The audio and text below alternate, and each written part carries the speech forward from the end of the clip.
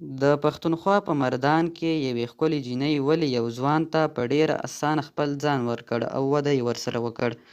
د جینۍ او خاوند دواړو خبرې په دې ویډیو کې راسره وګورئ او د دې پیښې مکمل حقیقت هم راسره وګورئ. دوستانو، له هر څه نه مخکې درته په ویډیو کې ښه راغلاست وایم. امید لرم چې تاسو به روغ جوړ وئ او دا ویډیو به تر پایه راسره وګورئ، او که زموږ چینل مو نه وي سبسکرایب، مهرباني وکړئ چینل هم درسره سبسکرایب کړئ. د پښتونخوا په مردان ولسوالۍ کې وړمه ورځ واده شوې ناوې نیله شمال څپۍ له BBC سره مرکه کې وویل چې کله یې د دې مخ ته نکاحنامه کېښودله او ورته یې وویل چې په ولور کې څه غواړې، نو دوی ورته وویل چې د 1,00,000 کلدارو کتابونه غواړي او نور هیڅ نه غواړي. ماته یې 15 دقیقې وخت راکړ چې سوچ وکړه او ووایه چې څه غواړې. ما وویل چې په ولور کې تر دې بل ښه څه نشي کېدلی.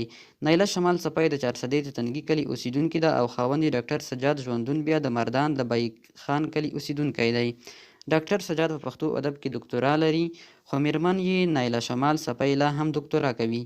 ښاغلی ژوندون وایي کله چې له میرمنې په ولور کې د کتابونو غوښتل واورېدل نو ډېر خوشحاله شو، ځکه چې د ده په خبره له همدې سره د لویو ولورونو رواج مخه نیول کېږي. د دې نوو وعدهګونو په نکاح لیک کې د حق مهر یا ولور په ځای کې لیکل شوي چې د 1,00,000 پاکستاني کلدارو کتابونه به ورکوي. ښایي په کوم بل نکاح لیک کې داسې ذکر نه وي شوی. د ډاکټر سجاد ژوندون په خبره په پښتونخوا کې اکثره وخت په ولور کې له 10 بیا تر 100 کلدارو پورې غوښتل کېږي، او همداسې بیا د ناوې له کورنۍ هم د لکونو شیانو غوښتنه کېږي. دوی وایي چې یو چا باید د دغو رواجونو د مخنیوي لپاره لومړی ګام پورته کړی وای، خو اوس دوی پورته کړ. کله چې هم څوک د پخواني دود پر ضد لومړی ګام اخلي نو ډېر خلک یې پر ضد کېږي.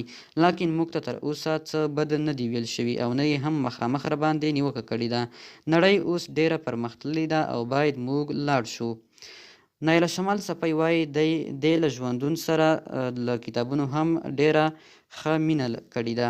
د دې پوښتنې په ځواب کې چې آیا ملګرو یا خپلوانو خو یې په دې ګام ورته بد رد ونه ویل، اغلې شمال زیاتوي: نن مو د واده ډوډۍ وه او زما له پلرګنۍ سره ډېرې خپلوان مو هم راغلي وو. ټول خوشحال وو او هیچا هم څه ونه ویل. د واده په بلنه د ناوې نوم او عکس: د خیبر پښتونخوا په شمول د پاکستان او افغانستان په ډیرو سیمو کې د واده د بلنې لیکلو پر وخت اکثره د ناوې نوم نه وي او پر ځای د ناوې د پلار نوم لیکل کېږي چې د پلاني لور واده کېږي.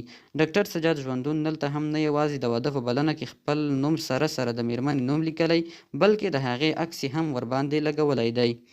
د دوی د واده د بلنې په سر کې د دواړو عکسونو لګېدلي دي چې ان د ناوې عکس لږ لوی هم ښکاري.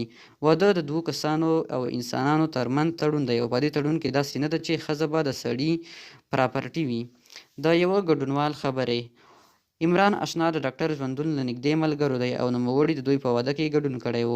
ښاغلي اشنا وایي له دې واده سره یو ځل بیا هغه تاثر رد شوی چې خلک لا هم له کتابونو سره مینه نه لري. له دې دا پیغام هم ورکول کېږي چې له کتابونو سره مینه لا هم شته او دا مینه ختم شوې نه ده. په خواله رسنیو کې د پښتونخوا د دې واده او ولور ستاینه شوې او ډیری د نایله شمال څپۍ او ډاکټر سجاد ژوندون دغه ګام ستایلی. ډاکټر ژوندون وایي کله چې ډیری خلک د چا یو ښه کار ستایي نو هلته یې مخالفان هم پیدا کېږي چې نیوکې پرې وکړي، خو د ده په خبره تر اوسه هیچا هم د دوی دغه ګام مخالفت نه دی کړی. دوستانو، که تاسو هم په دې اړه کوم نظر لرئ نو موږ سره یې په کمنټ کې شریک کړئ چې دا آیا ښه ګام دی او که نه، او د نورو ویډیوګانو لپاره درسره زموږ چینل هم سبسکرایب کړئ. مننه.